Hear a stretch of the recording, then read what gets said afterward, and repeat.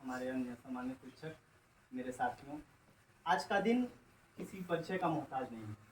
चूँकि इससे पहले कि मैं अपने बातों को शुरुआत करूं, मैं दो पंक्तियां कहना चाहता हूं कि उस पथ की पथी कुशलता क्या, उस पथ की पथी कुशलता क्या जिस पथ पर बिखरे सूर न हो, नाविक की धैर्य परीक्षा क्या जब धाराएं प्रतिकूल न हो।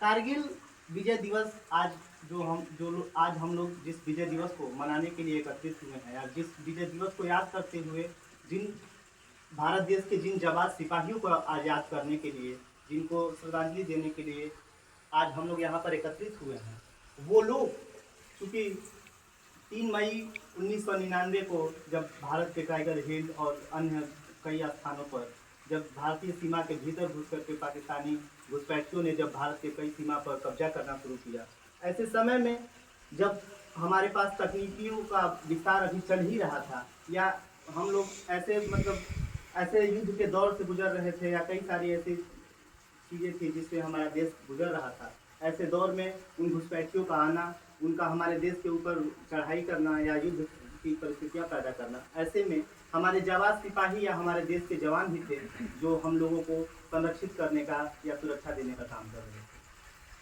आज हम जिन सब सिपाहियों और जिन योद्धाओं को याद करने के लिए एकत्रित हुए हैं, आज का दिन हर भारतवासी के लिए बहुत ही पवित्र दिन है कि वो लोग अपने इन सिपाहियों को याद करें और उन दिनों को भी याद करने की कोशिश करें और उन लोगों के प्रति सम्मान अर्पित करने का काम करें। तो मैं इस विश्वविद्यालय के डायरेक्टर मैम को आमंत्रित करता हूं कि मैम आप आएँ और आज के दिन पर दो शब्द करते हुए हम सभी को आशीर्वाद दें।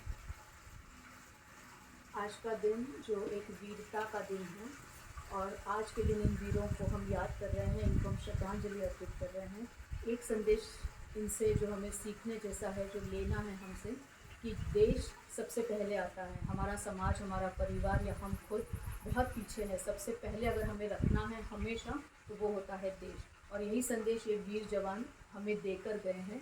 और हम भले ही डिफेंस फोर्स में हमारी सेवा ना दे सके, हम एक सिविलियन के तरीके से समाज में रह रहे हैं, लेकिन हमेशा हमारी जो श्रद्धा है पहले देश के प्रति होनी चाहिए, और इसके बाद ही हमारा समाज या हमारा परिवार आता है। ये बहुत बड़ा संदेश हमें ऐसे वीर जवान दे जाते हैं।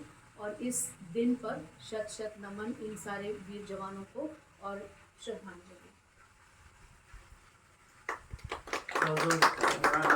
आपने बताया कि जीवन का सर्वोच्च बलिदान भी देश से बढ़ के नहीं है। जीवन का सर्वोच्च बलिदान भी ये वीर सिपाही अपने इस देश की रक्षा के लिए दे दिए। इसी क्रम में मैं इस कार्यक्रम को आगे बढ़ाते हुए मैं हर सर को आमंत्रित करता हूँ कि सर आप दो शब्द कहें।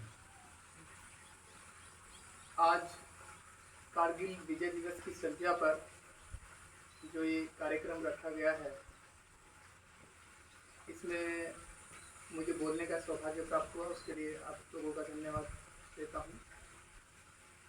अगर जिन वीर शहीदों के फोटो हम सब देख रहे हैं, अगर उनका एकेडमिक कैरियर देखा जाए, क्योंकि आप सब लोग विद्यार्थी हैं, तो उसी स्टेज से अगर उनको देखा जाए तो ये सभी लोग जो है लेफ्टिनेंट, सेकंड लेफ्टिनेंट से इनका जो है कमीशन हुआ था।